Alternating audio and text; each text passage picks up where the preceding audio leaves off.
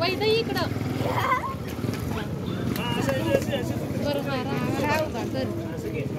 इकडं तोंड करून बोल. आवाज मोठा. नमस्कार. आम्ही आज गणेश बालसंस्कृत व स्वराज्य बालसंस्कृत व आंध्री हायस्कूल या आपल्या समोर एक पట్టणाचे सादर करतो. जोरात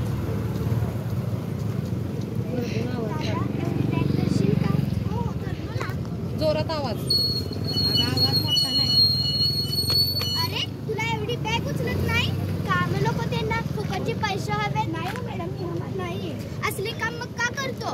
अहो सर काय सांगू तुम्हाला, मी खेडेगावात राहणारा साधा माणूस आहे.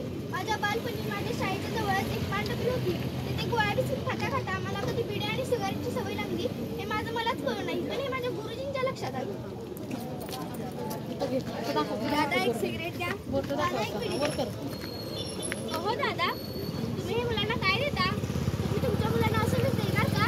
तुम्हाला माहित नाही शाळेच्या 100 मीटर आवारामध्ये असली पानपट्टी लावायची नसते.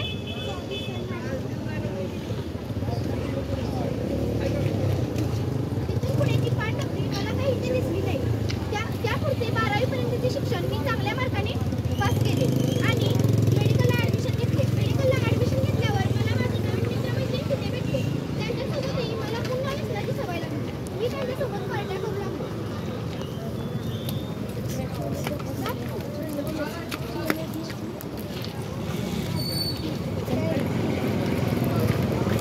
हे धर. नको नको. हे धर.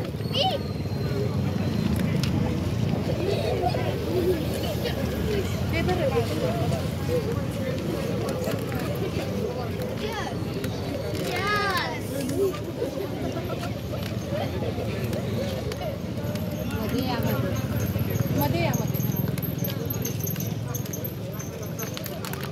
मी माझे व्यसन पूर्ण करण्यासाठी मेडिकल कॉलेजची पुस्तके देखील घेतली. पण आज माझी अवस्था अशी आहे. व्यसनमुक्तीपासून दूर राहण्याचा प्रयत्न केला नाही. केली ना, खूप प्रयत्न केले, पण मी त्यातून बाहेर नाही पडू शकतो. अरे वैद्याची तू मदत घेतली नाही, काउन्सिलिंगची मदत घेतली नाही. आयुर्वेदमध्ये तर योगासने, प्राणायाम, परत आहार यांची कितीतरी भूमिका आहे. चल मी तुला घेऊन जा गो. हो चला ना.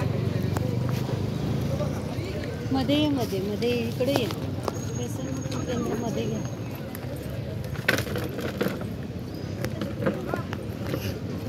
या बसा. काय म्हणताय डॉक्टर? याला व्यसनाची सवय लागली आहे. ठीक आहे. तुझ्यासारखी असंख्य मुले व्यसनाचे अधीन गेलेली आहेत. पण तू जर ठरवलंच आहेस व्यसनातून मुक्त व्हायचं, ते 1-2 दिवसामध्ये शक्य नाही. त्यासाठी आपल्याला क्रमाक्रमाने सिस्टमिक पद्धतीने जायला हवं. आता आपण असं करूयात, जो तुझा दिवसाचा डोस घेण्याचा जो टाइम आहे तो हळूहळू आपण वाढवूयात आणि एक दिवस तुला व्यसनमुक्त म्हणून राहायचं आहे. आणि पण आपण एवढं सगळं करतोय, पण यामुळे तुझ्या शारीरिक स्थितीवर, मानसिक स्थितीवर परिणाम होणार आहे. यासाठी तुला आयुर्वेदाची गरज आहे. इथे जवळच एक आयुर्वेद सेंटर आहे, तू तिथे जाऊन मदत घेऊ शकतो. हो ठीक आहे.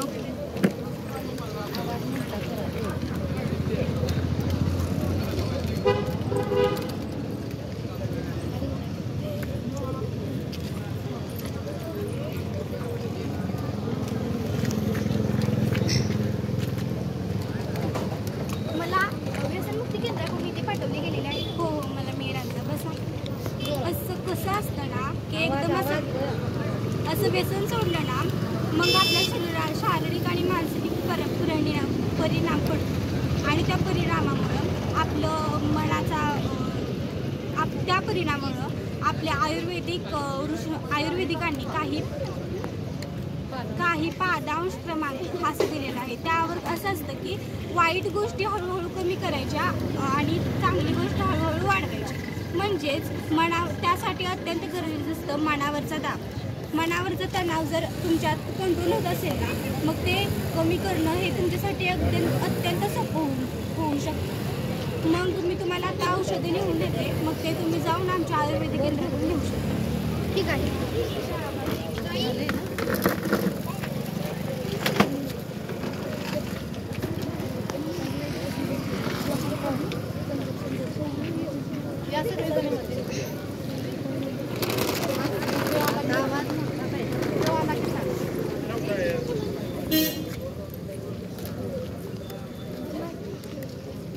असू दे चल. हा जोरात बोल.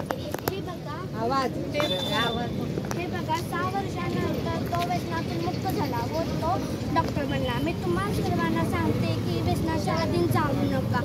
आपली आजकालची पिढी देशाचे भविष्य घडविणारी आहे आणि व्यसन करणाऱ्याचा तिरस्कार न करता त्यांना त्यातून बाहेर काढण्याचा प्रयत्न करा.